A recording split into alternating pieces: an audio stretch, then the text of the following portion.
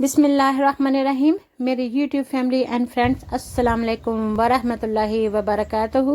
اللہ تعالیٰ آپ کو شاد رکھے، آباد رکھے، صحت تندرستی اور زندگی عطا فرمائے.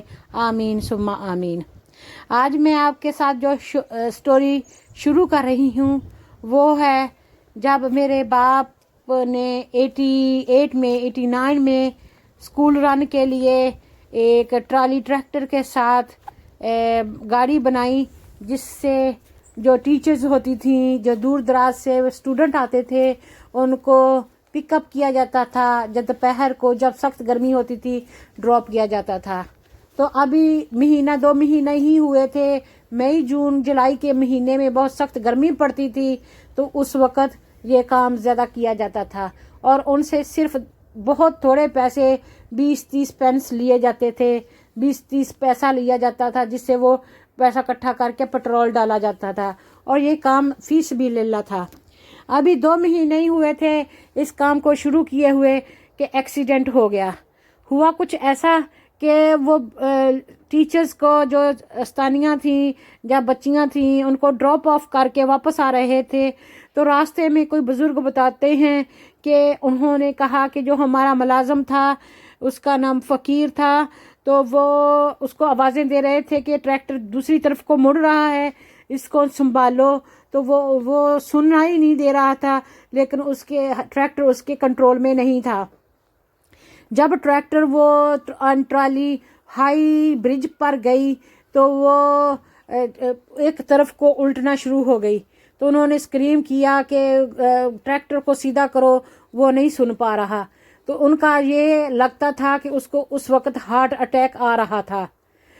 جب وہ ٹاپ پہ برج پہ گئے تو وہ جو ٹریکٹر تھا وہ برج سے نیچے گر پڑا، اور جو ٹریکٹر الٹا پڑا ہوا تھا اس کے سینے پر اور اس کے کانوں سے، اس کے ناک سے، اس کے منہ سے خون نکلا ہوا تھا، اور اس کا رنگ زرد ہو چکا تھا اور فوت ہو چکا تھا. وہ آن دا اسپوٹ اس جگہ پر وہ فوت ہو گیا، ہمارا جو ملازم تھا. تو ہمارے ابو کو بھی بہت گہری چوٹیں آئیں. ان کا اسپائن کی ہڈیاں ٹوٹ گئیں، پسلیاں وغیرہ ٹوٹ گئیں، اور ان کے جبڑے پر بہت گہرا زخم آیا، اور ان کا منہ بھی بہت زیادہ زخمی تھا، اور خون میں میرا ابو بھی لت پت تھے، جبکہ میری ابو کی عمر تقریباً 80 سال تھی.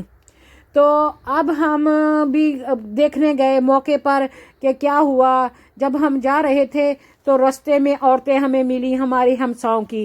وہ ہمیں پکڑ کر مارنا شروع کر دیا، پیٹنا شروع کر دیا کہ تمہارا باپ کیوں نہیں مرا، وہ غریبوں کا باپ مر گیا، یہ وہ. اور وہ ہمیں اتنی کوستی تھی، اتنا ہمیں اذیت دیتی تھی کہ ہمیں نا ایسے تھپڑ مار رہی ہیں، دھکے دے رہی ہیں، نوچ رہی ہیں کہ آپ کو مرنا چاہیے تھا، آپ کے باپ کو مرنا چاہیے تھا، یہ غریب کو کیوں مار دیا. تو میں آج کل یہ سوچتی ہوں کہ اللہ تعالیٰ کے ہاتھ میں موت زندگی ہے، روزی روٹی ہے. میرا ابو سبھی کے ساتھ اتنا کائنڈ تھا، تو اس کے ساتھ کیوں کرور ہوگا. اس کو وہ لوگ بتا رہے تھے جو بعد میں موقع پر اس میں سوار تھے، تو کہ ہم اس کو آوازیں دے رہے تھے لیکن وہ رسپونڈ نہیں کر رہا تھا. اس کا مطلب کہ وہ پہلے ہی سے اس کو تکلیف ہو چکی تھی اور اس کو ہارٹ اٹیک آ گیا تھا، اور وہ ٹریکٹر اس سے سنبھالا نہیں گیا اور فوت ہو گیا. اب اس میں ہمارے ابو کا جو ہمارا کیا قصور تھا. لیکن اس وقت ہمیں یہ عورتوں پر اب حیرت ہوتی ہے کہ وہ ہمیں کیوں کوس رہی تھی، ہمیں کیوں مار رہی تھی، ہمیں کیوں برا بھلا کہہ رہی تھی کہ تم مر جاؤ، یہ ہو جاؤ، وہ ہو جاؤ. تو انسان کو کبھی کبھی کسی کے مشکل ٹائم میں اپنی زبان کو سنبھال کر بات کرنی چاہیے کہ کسی پر کیا لمحہ کیا گزر رہی ہے. وہ 9-10 بہن بھائی تھے، وہ یتیم ہو چکے تھے، ان کی رسپانسبلٹی بھی اب ہمارے ابو نے پوری کی، اور ہماری رسپانسبلٹی بھی، ہم بھی بچے تھے اور ہمارا باپ تھا. تو اللہ تعالیٰ نے زندگی بخشنی تھی ہمارے باپ کو، تو اللہ تعالیٰ نے بچا لیا، لیکن ان کو چوٹیں تو بے شمار آ چکی تھیں. اب دعا کرنی چاہیے نا اس وقت کہ جو اللہ تعالیٰ کو پیارے ہو گئے، اللہ تعالیٰ ان کی مغفرت فرمائے اور ان کے بچوں پر رحم فرمائے، اور جو زخمی ہیں اللہ ان کو صحت یاب کرے. لیکن ہمارے معاشرے کا جو المیہ ہے بہت افسوس کی بات ہے کہ جب کوئی اتنی مشکل ٹائم پہ ہوگا نا اس وقت اتنی سخت باتیں کریں گے، اتنا برا وار کریں گے کہ انسان کو پتہ نہیں چلے گا کہ ہم نے کیا رانگ کیا ہے۔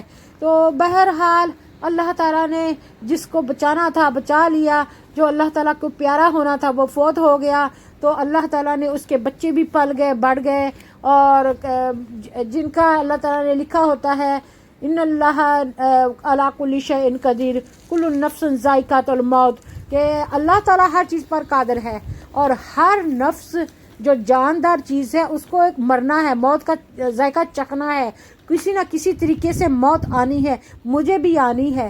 ہم کیوں میں کھڑے ہوئے ہیں، ہمیں نہیں پتہ ہمیں کس وقت کیسے موت آنی ہے۔ تو اب یہ باتیں ہماری سمجھ سے باہر ہیں، ہمیں اللہ تعالیٰ کی رضا میں ہر حال میں راضی رہنا چاہیے، اور اللہ تعالیٰ سے ہر ٹائم ڈرتے رہنا چاہیے، معافی مانگتے رہنا چاہیے، استغفار کرتے رہنا چاہیے، تاکہ ہماری دنیا بھی سنور جائے اور آخرت بھی سنور جائے۔ یہ دنیا دارالعمل ہے، جو کچھ ہم جہاں پہ کمائیں گے کریں گے اسی کا فیض، اسی کا فائدہ ہمیں آخرت میں ملے گا۔ تو اس لیے یہ بہت ہی ضروری ہے کہ ہم اپنی دنیا کو سنوار لیں اور آخرت ہماری خود بخود سنور جائے گی۔ کم سے کم کسی کا دل تو نہ دکھائیں، کسی کا اگر بھلا نہیں کر سکتے تو کسی کا برا بھی نہ کریں، اور ہر وقت اپنی دعاؤں میں اپنے اچھے لفظوں سے دوسروں کو یاد کریں۔ اللہ تعالیٰ دلوں کے بھید جانتا ہے، اللہ قبول فرمائے۔ Thank you very much. Pakistan زندہ باد۔